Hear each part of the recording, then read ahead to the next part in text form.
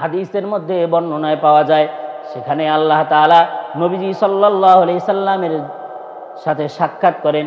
এরপরে নবীজি সাল্লাল্লাহু আলাইহি ওয়াসাল্লামকে 50 ওয়াক্ত নামাজ হাদিয়া দিলেন। নবীজি সাল্লাল্লাহু আলাইহি ওয়াসাল্লাম ষষ্ঠ আসমানে মূসা কালিমুল্লাহর সাথে যখন দেখা করেন, মূসা কালিমুল্লাহ বলেন, মা ফরদ আলাইকা, আল্লাহ আপনার রব আপনার উম্মতের জন্য কি কি ফরজ করেছে আমি জানতে চাই। এবার মূসা কালিমুল্লাহকে নবীজি উত্তর করে, ভাই মূসা, আল্লাহ তাআলা আমার উম্মতের জন্য আমার জন্য 50 ওয়াক্ত নামাজ হাদিয়া দিয়েছেন। বলেন সুবহানাল্লাহ। 50 ওয়াক্ত নামাজ হাদিয়া দিয়েছেন। মূসা কালিমুল্লাহ বলে, ভাই আমি আপনার পূর্বে এসেছি, আমি বনি ইসরাইলকে দেখেছি তারা ইবাদত করতো না, আপনি আপনার রবের কাছে যান, এরপরে এই ইবাদত কিছু কমে নিয়ে আসেন।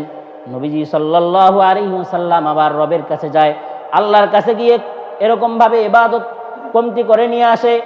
একবার দুইবার নয়, কয়েকবার নবীজি সাল্লাল্লাহু আলাইহি ওয়াসাল্লাম যাওয়ার পরে সর্বশেষ যখন 5 ওয়াক্ত নামাজ আল্লাহ তাআলা নবীজিকে হাদিয়া দিলেন, ষষ্ঠ আসমানে আসার পরে মূসা কালিমুল্লাহকে বলেন, ভাই আল্লাহ তাআলা তো আমাকে 5 ওয়াক্ত নামাজ হাদিয়া দিয়েছেন। মূসা কালিমুল্লাহ বলেন, ইয়া রাসূলুল্লাহ, ইয়া হাবিবাল্লাহ, আপনি আবার আপনার রবের কাছে ফিরে যান, গিয়ে আরো নামাজ কমাই নিয়ে আসেন, আপনার উম্মত সক্ষম হবে না, 5 ওয়াক্ত নামাজ তারা আদায় করবে না।